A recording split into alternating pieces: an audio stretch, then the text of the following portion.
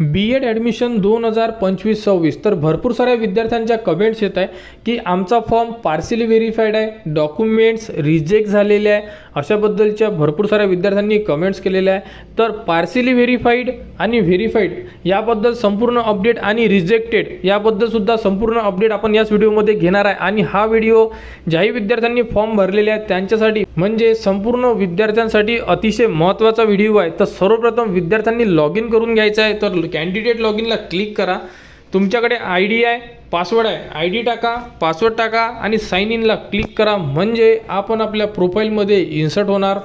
प्रोफाईलमध्ये इन्सर्ट झाल्यानंतर तुम्ही बघू शकता की तुम्हाला इथे तुमचा ॲप्लिकेशन फॉर्म कन्फर्म असायला पाहिजे।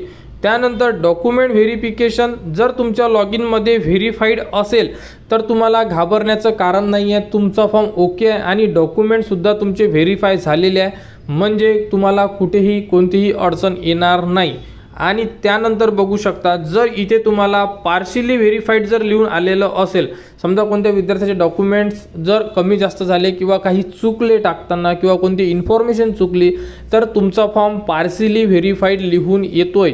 पार्शियली व्हेरीफाईड लिहून आल्यानंतर तुम्हाला या साईडला खाली संपूर्ण माहिती दिली जाते की तो फॉर्म का बरं पार्शियली व्हेरीफाईड आहे, म्हणजे तुम्हाला इथे संपूर्ण त्रुटी लिहून देतात की तुमचे ग्रॅज्युएशनच्या मार्क्समध्ये हा प्रॉब्लेम आहे किंवा तुम्ही जे मार्क्स टाकलेले आहे ते मार्क्स आणि तुमचे कन्व्हर्जन मार्क्स हे मॅच होत नाही आहे, संपूर्ण माहिती तुम्हाला देण्यात येते। किंवा तुम्ही टाकलेले डॉक्युमेंट्स ब्लर आहे, करेक्ट नाही आहे, तुम्ही करेक्ट डॉक्युमेंट टाका, अशाबद्दल तुम्हाला संपूर्ण माहिती लिहून येणार। जर तुम्हाला अशा प्रकारे त्रुटी आली आणि जर तुमचा फॉर्म पार्शियली व्हेरीफाईड आहे, तुम्हाला जर समजले की त्रुटी काय आलेली आहे तर काहीच नाही, फॉर्म तुम्ही 18 तारखेच्या आत, हे लक्षात असू द्या, 18 तारखेच्या आतच तुम्ही अनलॉक करून ते डॉक्युमेंट्स परत अपलोड करू शकता। त्यानंतर काय करायचं, वर तुम्हाला 3 डॉट दिलेले आहे या साईडला, इथे तुम्हाला क्लिक करायचं आहे। तर इथे क्लिक करा, त्यानंतर तुमच्यासमोर डॅशबोर्ड ओपन होणार आहे, यामध्ये संपूर्ण ऑप्शन आहे। तर सर्वप्रथम तुम्हाला इथून अनलॉक करावं लागेल फॉर्म, तर गरज असेल तरच अनलॉक करा, अदरवाईज करायची गरज नाही आहे तुम्हाला। अनलॉक करून तुम्ही तुमचे डॉक्युमेंट्स अपलोड करू शकता आणि त्रुटी पूर्ण कशी करायची या संदर्भात प्रॉपर व्हिडिओ आपण या अगोदर दिलेला आहे, तो व्हिडिओ या व्हिडिओच्या डिस्क्रिप्शनमध्ये आहे, तो व्हिडिओ तुम्ही बघू शकता। आणि यामध्ये तुम्हाला चेक करणं आहे डॉक्युमेंट व्हेरिफिकेशन स्टेटसला क्लिक करा, तिथे जर तुम्ही क्लिक केलं तर तुमच्यासमोर अशा प्रकारे संपूर्ण ऑप्शन लिहून येणार, बघू शकता यामध्ये।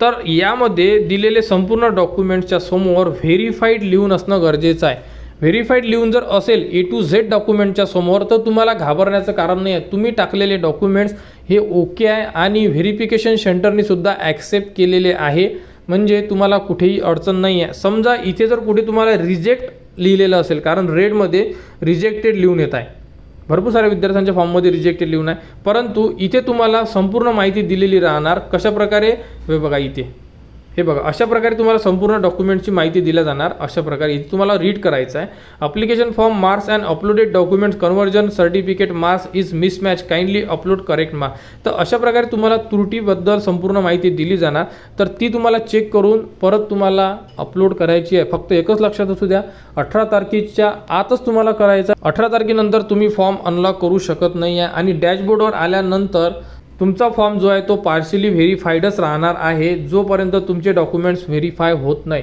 तुमचा परत फॉर्म चेक केला जाणार, चेक झाल्यानंतर तुम्हाला इथे व्हेरीफाईड लिहून येणार जर तुमच्या फॉर्ममध्ये त्रुटी आलेली असली तर।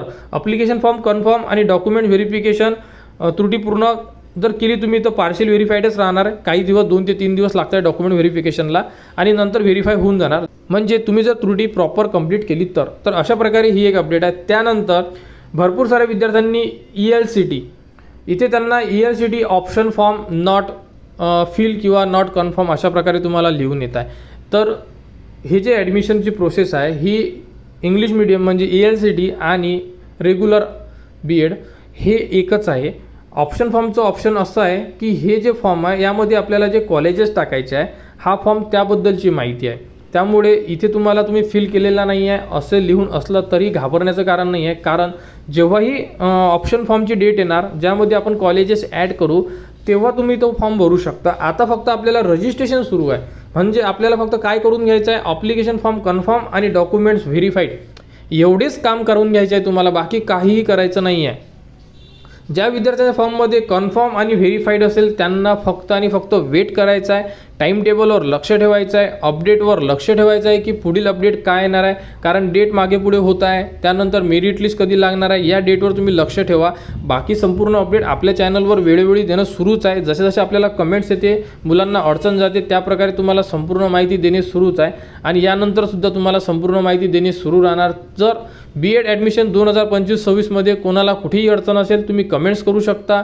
जे व्हिडिओ इम्पॉर्टंट आहे या व्हिडिओच्या डिस्क्रिप्शनमध्ये दिलेले आहे, ते व्हिडिओ बघून सुद्धा तुम्ही तुमचे प्रॉब्लेम सॉल्व्ह करू शकता किंवा कमेंट सुद्धा करू शकता। तर B.Ed ॲडमिशनच्या पुढील अपडेटसाठी आपल्या चॅनलच्या कनेक्टमध्ये राहा, चॅनलला सबस्क्राईब करा व हा व्हिडिओ इतरांपर्यंत शेअर करा।